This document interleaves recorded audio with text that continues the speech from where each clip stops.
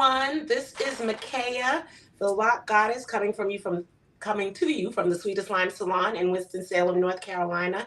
I am here with my handsome model, Dylan. Dylan has starter locks, and we started his locks back in August. This is his second retwist. So this live is about lock consultations because I know a lot of people don't really do lock consultations, but they're important for a number of reasons. First of all, you guys tell me where are you guys tuning in from? What's your name? What's your salon name? What city are you in? Micaiah, just one thing. I don't know what happened, but the camera turned over. So you Yeah, said have it horizontal. Hold on. I don't know what.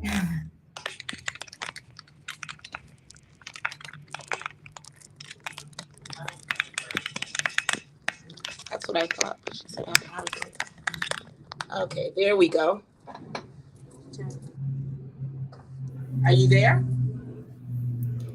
Yeah, but we can't hear you. Okay, we can hear you now. Yeah, perfect. All right. So, guys, where are you from? Where are you watching from? What's your name? What's your salon name? What city are you in? And most importantly, are you registered for Texture Takeover? Put in the box. If you're registered for Texture Takeover, throw me a thumbs up in the comment box. Listen, this is going to be a very interactive class. If you guys have questions, I would love for you to ask. Again, we are going to be talking about lock consultations, but if you have other questions about locks, and we have time, I'll be happy to go into that as well. But we really want to focus on consultations because a lot of people don't do consultations for lock clients. They just figure if you want locks, I'm going to put some twists in your hair or interlock or whatever the case may be. And there are some certain questions that need to be asked, right? So every client, every new client who comes to my salon has to fill out a client card. And this is just a very basic one. You can find it in any beauty supply store. But the client card basically gives you all their information, their name, their contact information, but it also asks you if they have any allergies, what common products they use, what common retail products they use. I write in on mine photos, and I like for them to just circle yes or no if they approve photos or not, and then sign. Because that way, if I use photos of them on any of my social media sites, I have their permission. And I always let people see the photos first and decide if they want those photos to be posted. I don't just post a photo because I like it. I want the client to like it also. So I do consultations for new clients who want to come and start locks. And I also do consultations for new clients who are coming to me who already have locks and want me to start maintaining them. I have a ton of questions that I ask, and then I have a little spiel that I go through with new clients, because what I find is that a lot of people don't know what to expect from the locking process. And I think that's why some people don't stick with it. So I want to be completely transparent with them, let them know exactly what the process entails, what to expect, and all the stages that they go through, right? So when I have new clients, I always starter lock clients, well, any client really, I start them, check their scalp. I want to make sure that their scalp is healthy, that there's no open sores in their scalp, that they don't have a lot of dandruff buildup or dry scalp. I check all of that first because healthy scalp, healthy hair, right? And so if we want their hair to be as healthy as possible and their locks to be as healthy as possible, it starts at the scalp. So with my client Dylan here, he has a really good and healthy scalp condition. The other thing on these cards is it has a part for the stylist that asks hair condition, scalp condition, the porosity, the hair texture, if they have any color treatments, or if they're interested in color at some point. I like to put that on here as well, so I can know what we're working up to. So I always start with this scalp condition. Like I literally go through their scalp and make sure I don't see any open sores, no dry scalp, no dandruff or anything. If I do, then I know that I kind of have to rearrange my normal method, right? I can't just do the same thing for them that I would do for somebody with perfectly healthy scalp. So they may require Cool Sensation shampoo. For Dylan, because his scalp is really healthy, I shampoo him with clarifying shampoo. I shampoo every lock client with clarifying shampoo because this clarifying shampoo is a detox. Client Dylan, I started his locks. He's never going to need to do a detox treatment unless he starts putting something in his hair that I don't recommend, which he won't, will he? Mm-mm. So Dylan's hair, he has always been shampooed with the clarifying shampoo. This shampoo, if you do locks already and you do detox treatments, I challenge you to try your detox treatments with this instead. Put the clarifying shampoo on the scalp. If their scalp has some buildup, pull it through the locks.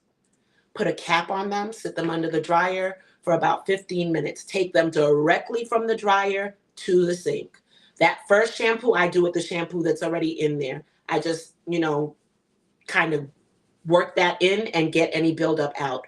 The next shampoo is the one that you're going to see everything come out of. Like if they have buildup, if they have dirt, grime, whatever it is, product in their hair, all of that you will see in the sink at that time. And so clarifying shampoo is my favorite, absolute favorite. Now, if you all Michaela, currently use, yes, just one thing. Is it possible for you to move a little bit back to the back back? further. Or put the camera back a little bit? Yeah. Yep, yep. Hold on one moment.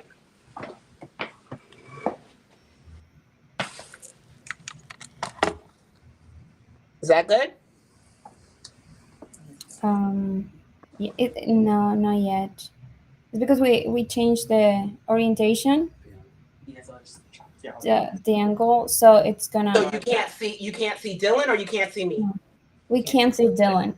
Okay. All right. Dylan, stand up for one moment. Be careful when you stand.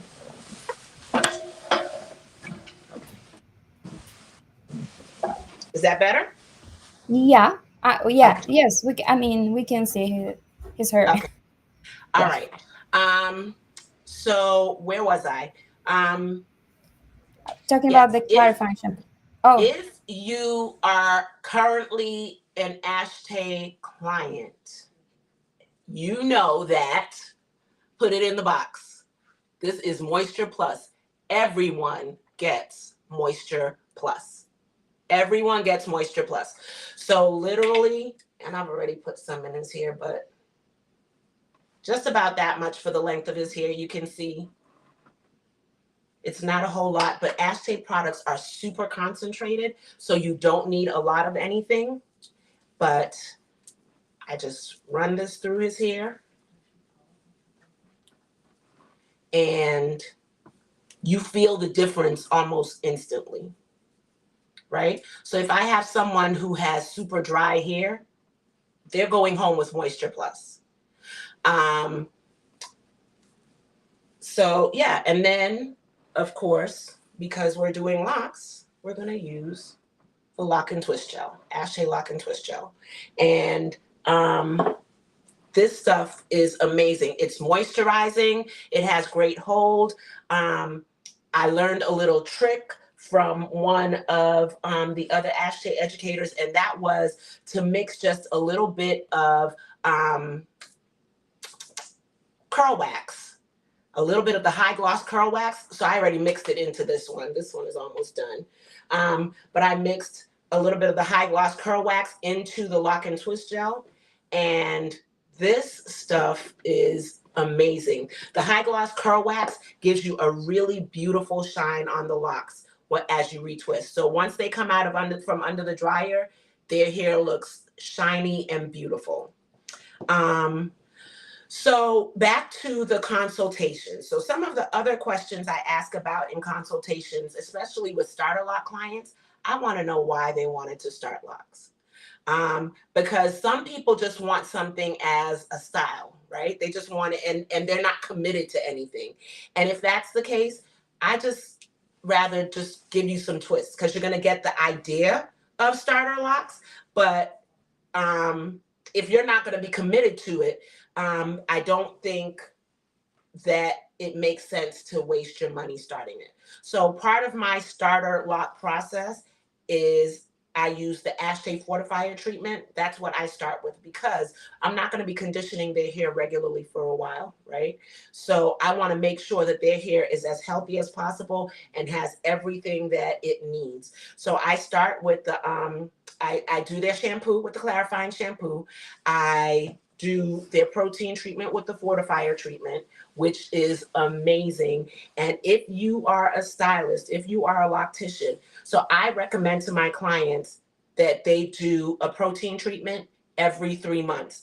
I generally recommend when the seasons change, because as the seasons change, the same way our skin and our nails change, so does our hair and our scalp. So I recommend the fortifier treatment every 3 months, unless their hair is damaged or, for some other reason needs it. If they get color, they get fortifier. Any chemical that I use the fortifier treatment for. But the scalp condition is number one. Number two is their hair goals, what they want to happen with their hair, what they're looking for. Some people want long, luxurious locks, right? They want to grow their locks down to their ankles. That's great, but you have to start their locks a little bit thicker for that, because as the locks get,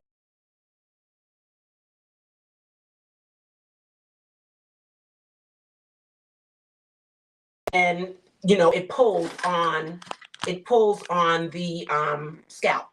So I start off thicker. I start the locks off a little thicker if they want to let their hair just grow and see how long it can get.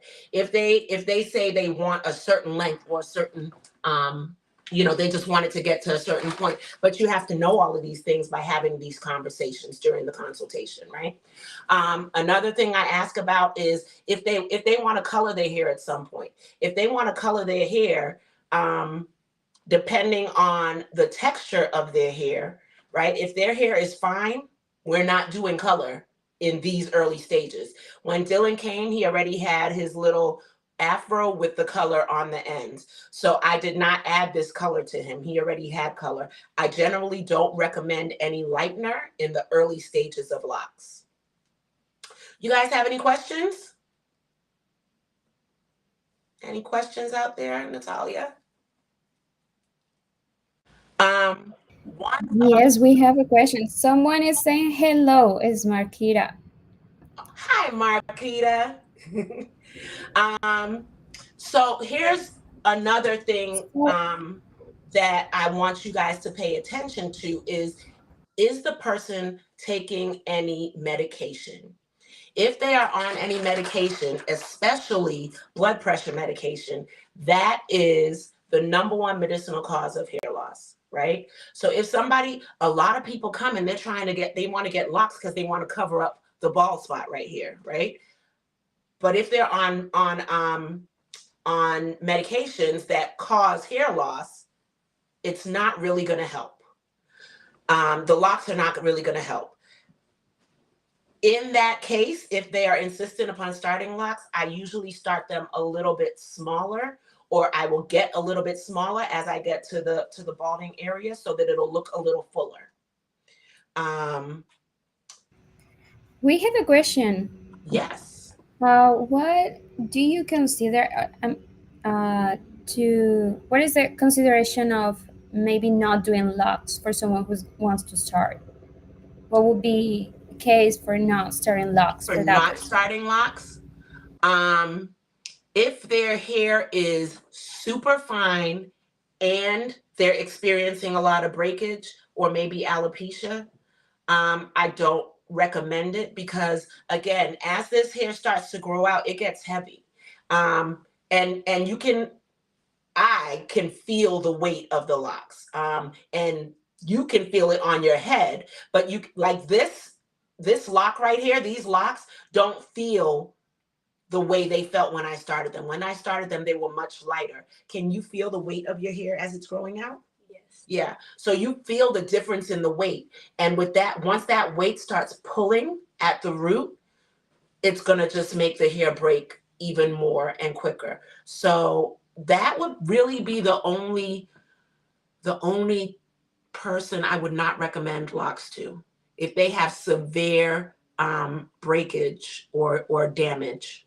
Now, if they have damage that it's done, right? It's not continuous damage. Let's say they had an accident or had surgery and it leaves a spot up here. That spot is going to be here, and I let them know these locks are not going to grow in, and your hair is not going to miraculously grow in that spot. But as your locks grow, it can cover that up. Right? So you can style it to cover it up. You can wear it in a certain direction to cover it up.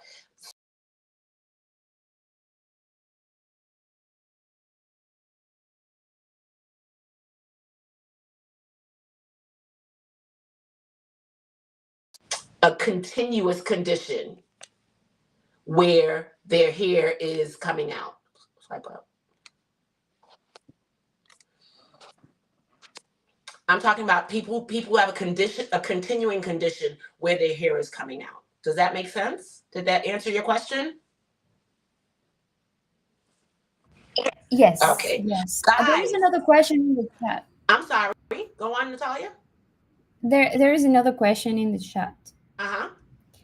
What is the best way to detox locks, especially when the ones that have lint locked into them? Okay, so best way to detox locks right here, clarifying shampoo. Like I mentioned a little earlier, this is the detox treatment that you want. Forget about the ACV and baking soda. It's messy. It's a lot. This right here is your best friend. You're going to put some of this. I usually put it in a bowl, like a color bowl. Use the brush and put it through all the partings of the locks. And then I pull it through. I pull it through each lock and make sure that each lock is saturated with the clarifying shampoo. Then I put a cap on, put them under the dryer for 15 minutes. Immediately following the dryer, go to the sink. You don't want to let it set or settle in. So that's good for product, for any type of buildup. As far as lint, it's best to get lint out as soon as it gets in there. Once lint has been like embedded into the lock, to take it out, you're gonna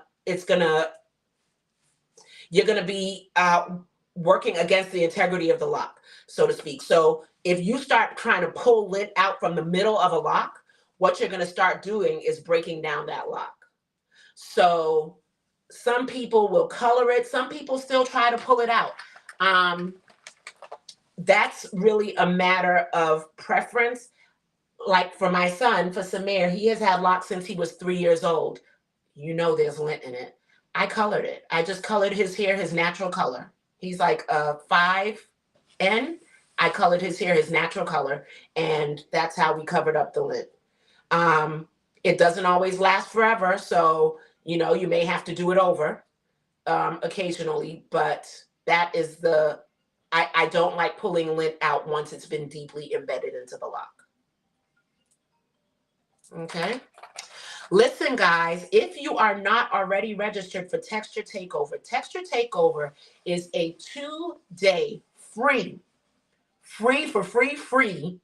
class, 2 days of free classes. It's not even a class, it's several classes. This year, Texture Takeover is taking place on Sunday and Monday, November 3rd and 4th. Sunday, it's going from 9 a.m. to 5 p.m. Monday from 9 a.m. to 4:15 p.m. Texture Takeover includes classes, everything beyond the state board. So that one is really for helping people get past their you pass your state board, so now you're getting into the real world. It covers color, it covers curls, cuts. There are business classes. Texture Takeover is a ginormous gift that Ashtay gives us as stylists. And I recommend that if you are able, take advantage of it. Even if you can't be on there for the full 8 hours each day, sign on, get into some classes and learn something, because the best stylist is the educated stylist.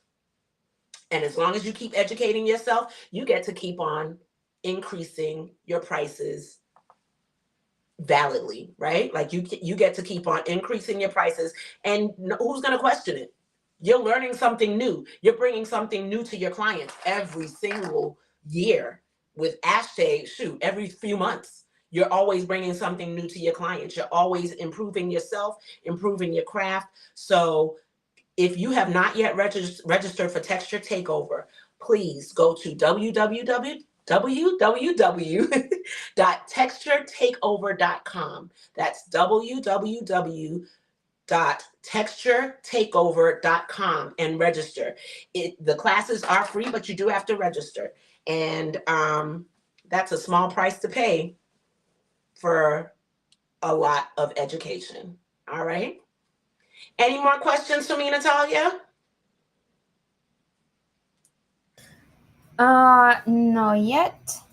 Okay. So now I gave you a little bit of what I look for when I'm doing starter locks. The other question, last one, the other question that I always ask with starter locks is if they want a certain type of partings. So the partings that I do are brick, diamond, and this young man here had me try triangle, and I like it a lot. No one's ever asked me for triangle before, so it was really cool to do something new. But as I get closer to the top, I'll show you guys exactly what it looks like at the top. But I love it, and it still falls. And the reason I do those few different partings, the brick, the triangle, the brick, the diamond, or now the triangle, is because you want the locks to lay a certain way, right? You don't want just straight lines, and so you have a line of locks and then all this scalp in the partings. You want the hair to fall so that all the parts are covered and you don't look very scalpy. So brick, diamond, and triangle cover all of those. If the person's hair is very short, and generally I can start somebody's locks if their hair is maybe 3/4 of an inch or longer, right?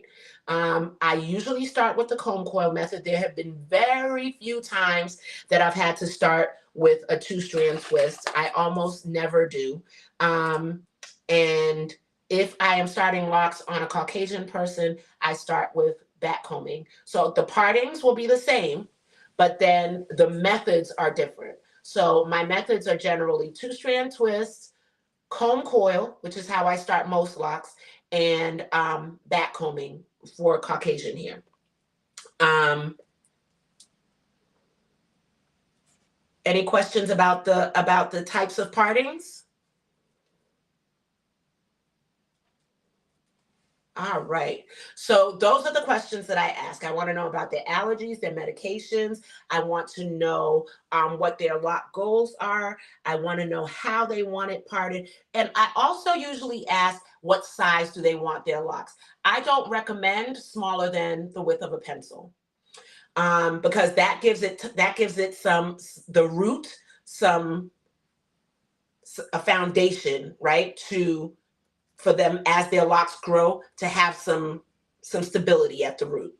So I usually don't do smaller than a pencil. However, if somebody has very fine, very thin hair, I'll start it a little smaller, because if you start at the size of a pencil, it'll be heavy, quicker. That's number one. And number two, their hair will look really spacey. So if they have, average thickness, then I'll start a little bit smaller. Any questions, guys? This is supposed to be an interactive class. Ask questions. All We have right. questions about, but not when someone started, but about maintaining the locks. So is the question what to do so once when my clients leave me from getting starter locks, they leave with a starter lock kit. The essentials, a shower cap. I don't want you to I don't want you to wet your hair, get your hair saturated between now and the next time you come, which is 4 to 6 weeks is what I recommend. It comes with Ashay's Moisture Plus, because again, everyone gets Moisture Plus. And a lot of people, I feel like when their hair is moisturized, they feel like it looks better. It may look exactly the same, but because it feels better to their fingers, it looks better to them. Moisture Plus, that's your friend. And then Soothing Cool. They leave with Soothing Cool. Soothing Cool is a scalp solution. I have found that most people who start locks, I don't know if it's psychosomatic, if it's just knowing that you're not going to be shampooing your hair for 4 to 6 weeks, but for some reason in those beginning weeks, it's very itchy for them. Soothing Cool takes care of that. Soothing Cool also, if there is any buildup in between, and I know this is not what it is marketed as, but it works. If there is any buildup in between, in that 4 to 6 weeks on the scalp, any dandruff, any whatever, you spray the Soothing Cool, massage it in, blot out any excess with a clean towel, and then oil your scalp. Brand new. Your scalp is brand new. So in between that, and then also in the starter lock kit is the oil that I use, and I don't have it in here, but a moisture wicking cap for them to sleep in. It covers their hair, which helps prevent lint, and also if they sweat in their sleep, it wicks away any moisture from their scalp. So the Soothing Cool, the Moisture Plus, those are products that I absolutely recommend. I finish off every style, every lock style with Silagloss. If someone has frizzy hair, this is something that I would retail to them also, because sometimes, in locking their hair, it looks frizzy. And it's natural and it's okay. But if they don't want that frizzy look, that Silagloss takes that frizz away. It's beautiful. So, yes. So those are the products that I recommend. We have a question in the chat. Yes, ma'am. It says, should locks be sprayed with water for moisture while maturing? So water is not necessarily moisturizing, right? Yes, it is wet, but it is not necessarily moisturizing. There's hard water. Hard water does not moisturize, it dries. So if you don't know what kind of water you have, if you wash your dishes and leave them out to dry and you see spots on them, that's hard water. If in your shower you see the water spots on the wall or on the door or whatever, that's hard water. That is not going to be moisturizing at all. On the contrary, it's going to be very drying. Moisture Plus. Moisture Plus is what you want to add moisture. Okay. Moisture Plus, oiling your scalp. I generally recommend that clients oil their scalp, not their hair. The Moisture Plus will give your hair what it needs. The oil will saturate. It'll seep into your scalp, but your hair will get from your scalp what it needs, right? Your hair is almost like a conduit. It will take from your scalp what it needs. So Moisture Plus is what you need. And it is a light enough leave-in conditioner that you can use it daily if you need to, but you don't. You don't. Once you can use Moisture Plus a couple of times a week and you will still see the effects of it and feel the effects of it. Any other questions? Yes, we have another question. Yay. Yes, we have. Is there a certain kind of oil you will redo? So the oil that I use on my clients, I make one for a stimulating oil, which is for dry and itchy scalp, and it's all natural oils and essential oils. And then I make a nurturing oil, and that's for people who have normal scalp. It's not dry, it's not itchy, it's not flaky, but it's just to keep their scalp oiled. And so I use those. I recommend Ashay's hair oil is great on your scalp. Um, But if you use an oil that works for you, because what I have found is certain oils work for certain people. Everything does not work for everyone, right? So you have to find what works for you. Personally, I can use coconut oil on my body, but I cannot use it on my scalp. It makes my scalp super, super itchy. And I found that a lot of clients who have like seborrheic dermatitis or psoriasis of the scalp, coconut oil aggravates it. So if you have to, if don't the you know, you see the tea tree oils and stuff at the hair supply, it's not pure tea tree oil. It's not pure coconut oil or whatever it says. If you read the ingredients, you'll see there are like 35 things in it. Ashay's hair oil is amazing. And Ashay's hair oil is amazing on your skin also, y'all. Just it's so amazing because Ashay's products, they have their intended uses, but there's so many other uses. Because Soothing Cool, this right here, if you get a mosquito bite, best friend, it won't itch. Okay, so yeah, you just, whatever oil you use, make sure that it's something that really agrees with your scalp, because not all oils agree with everyone's scalp. Did that answer the question? Yes. Okay. Yes. Debbie is saying hello and awesome job. Thank you.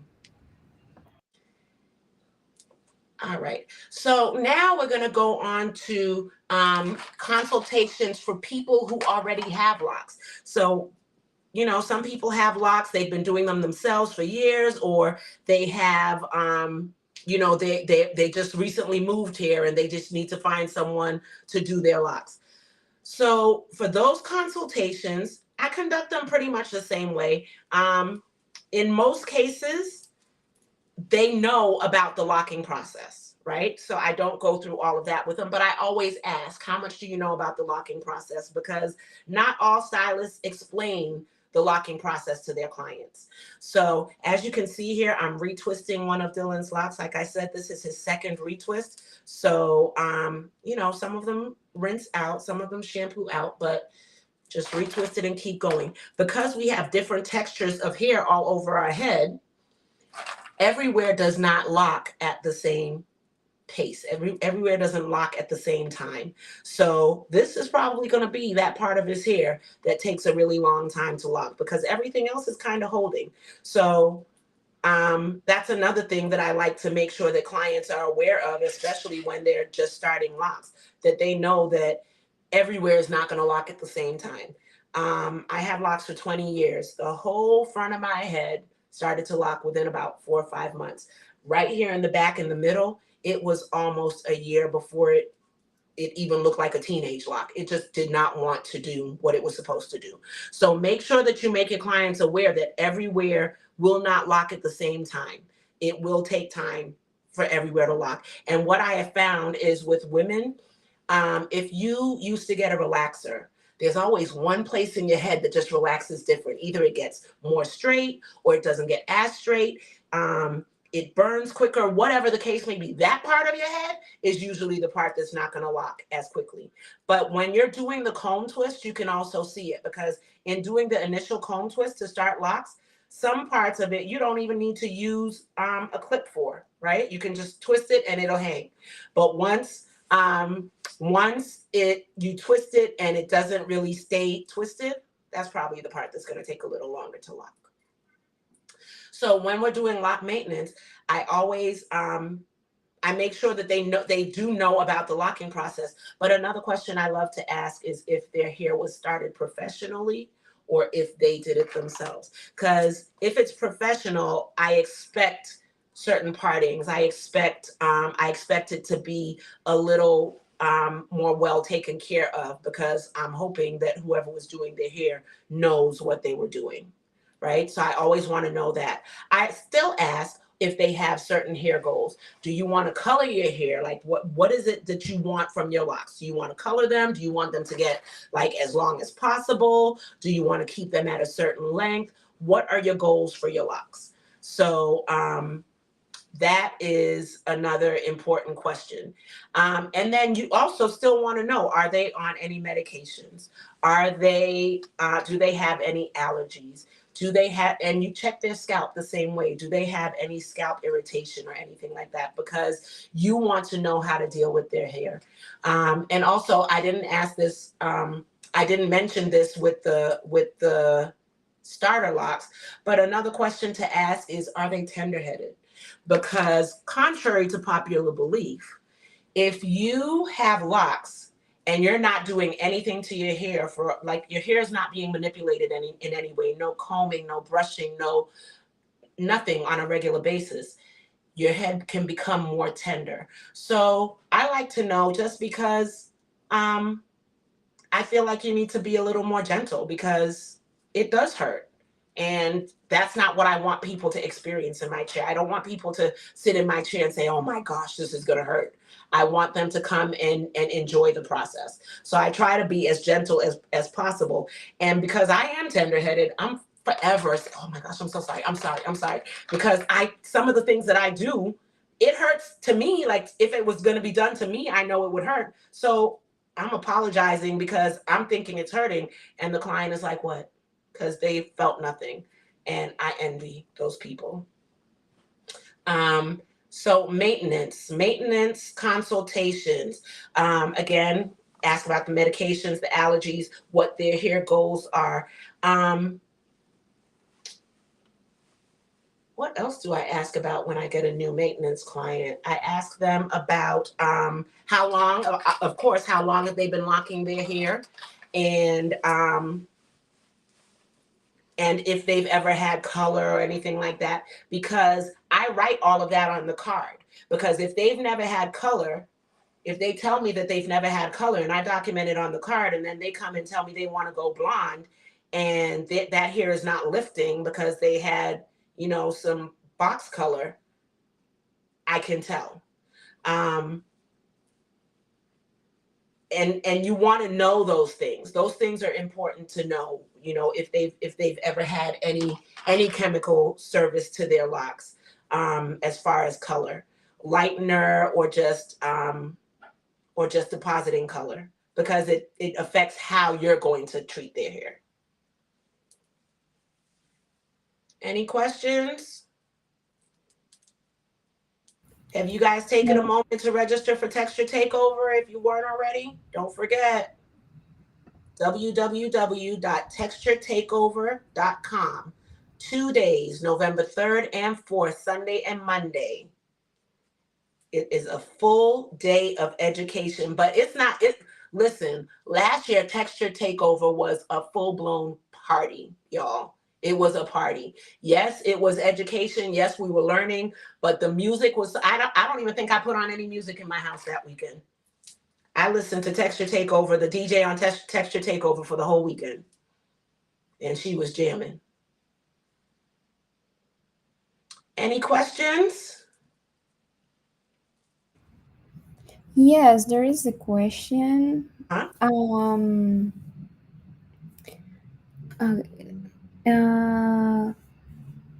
One second. Mm-hmm. Can you educate your clients about protective styles? If they can do like updos? Protective styles for locks? Yes. So you can do crochets, braid down the locks and do crochets over it. Now, locks are, I think that locks are beautiful in every stage. The teenage stage, so we start off in the baby stage, then you're in the teenage stage, which is where Dylan is getting to here, where you could see where his locks are starting to bud. See how it's getting kind of fat in the middle there? That's what a lot of people call the ugly stage. I don't consider this the ugly stage. I love this stage. I love that your hair is just doing what it does. But if you have a job, a professional job, where you can't walk around with your hair looking like this, so you can braid it down and do a crochet over it. Some people wear wigs over it at this stage. There are quite a few different things. I don't recommend, if you're going to do a crochet, I don't recommend leaving it in for 6 or 8 weeks like you might if you did a regular crochet, only because with this hair learning, with you trying to train this hair on how to be and where to stay, if you leave it braided down for too long, that's where it's going to think it's supposed to be and where it's supposed to stay, right? So if you have a special event or something, yeah, do a crochet and it can look absolutely stunning. But if you want something more or less for every day, I would suggest a wig. Um, I have a client, her during her teenage stage, her hair was a bit longer than Dylan's, but it was her birthday. She had a birthday photo shoot planned and she wanted something a little different. She didn't want the same look. And so we twisted the front back and crocheted faux locks into the back to give her some length. So we twisted this back like maybe 4 or 5 twists back to about at the crown of her head, and then did faux locks. I braided down the back, did faux locks, crocheted faux locks over the. It looked absolutely beautiful, and those are good, like I said, for short periods of time with the starter locks. If your locks are mature, you can do a crochet for a longer period of time because that hair is not. It may start to marry if your hair tangles really quickly, but it won't. It won't stay that way, right? You'll be able to separate it some. Any other questions?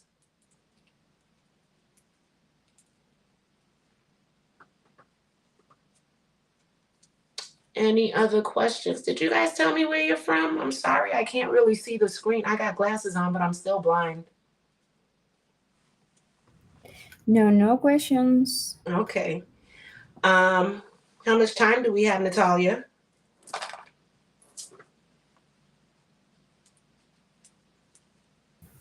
We have 2 more minutes. Oh, okay. So listen, there's going to be a full lock maintenance class during Texture Takeover, and there's also going to be a full class on conducting consultations.